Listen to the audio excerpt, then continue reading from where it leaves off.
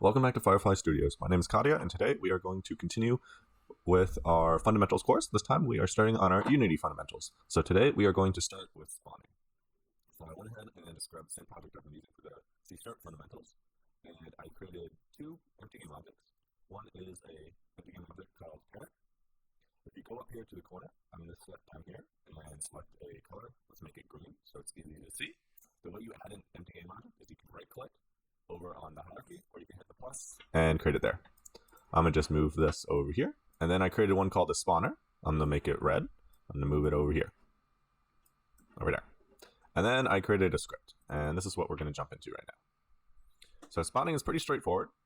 There's a couple ways to do it as far as additional information you can get. So I've got three variables set up here. I've got a game object that is just anything in our game as our game object. This is a thing to spawn. I've got a spot point that has a transform, and all a transform is where something's located in the world.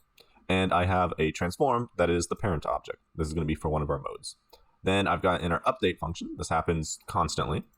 I've got three if statements that are asking if I'm pressing the 1 key on the keyboard, the 2 key, or the 3 key. And these will call different spawn functions. So we'll start off with our basic spawning. So the keyword in Unity for spawning is instantiate. Instantiate is a fancy word for spawning. Technically, it's slightly different, but for all intents and purposes, it's basically spawning. You give it a thing to spawn, and the next parameter you give it is a position, and then the last parameter you give it is a rotation. This is going to be your basic spawn setup. So the thing to spawn has to be a game object. The position is a vector 3. Here, I'm just accessing my transform, and I'm going to the position component of it. If I look over here, go to transform, and then position. We're accessing this information right here, where it is. So it's going to spawn wherever my spawn point is, at whatever rotation my spawn point is at. So let's hook it up. So in here, I got my script. I've already dragged in my spawn point and my parent object. We need to create a thing to spawn. And in Unity, the way we do this is we're going to make a prefab. So I'm going to right click over here. I'm going to create an empty, and we're going to call it thing. In Unity, it's a good idea to separate your art from your code. So I'm going to right click on it and make my art objects. I'm going to go to 2D object sprite. We'll make it a circle, and we'll just call it art. And let's make it yellow. Why not? Alrighty. And in order to turn something into a prefab, all you have to do is drag it from the scene down to a folder down here. I created a folder called prefabs, so it's in here. The advantage of a prefab is I can just drag out more prefabs. I've got more of them. And even better, if I click this little arrow, I can edit the color of all my prefabs at once. So they're all green. So I'm going to go ahead and delete all of our things now, because we want to spawn them with spawning, which is effectively just going to drag it out to our spawn point. So we'll go to our spawner object, and we'll just attach it to our script. Then we'll hit play. If I press 1 on the keyboard, we see it spawns right there. That's exactly what we want to happen. All right, let's move on to the next method of spawning. Spawning with parenting. So sometimes when you spawn something, you want it to be a child of an object. All that means is just like how our thing's art was set up. If we have our object and then we have art, if I move the parent, the children all move with it.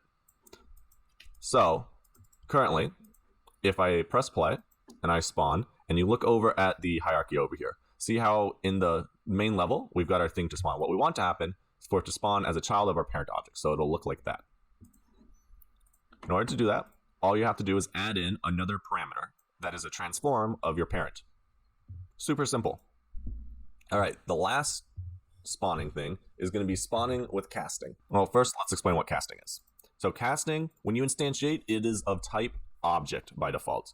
In Unity, we want things to be game objects if we want to do stuff to it. So in this case, all you do to force it to be a game object is add parentheses and game object. We're going to add thing.name equals dog. We're going to just change its name after we spawn it.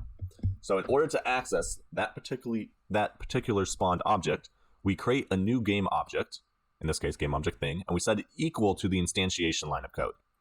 So what that means is the thing that just spawned is now our thing, so we can do stuff to it.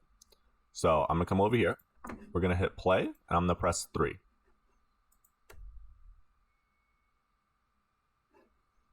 See, we now spawned a thing, and it is now called dog, as opposed to being called something else.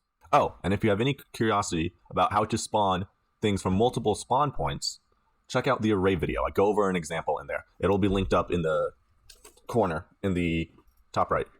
That is introduction to spawning. This is pretty much everything that you need to know about it. I hope you found this video informative. I will catch you in the next one. Please like and subscribe,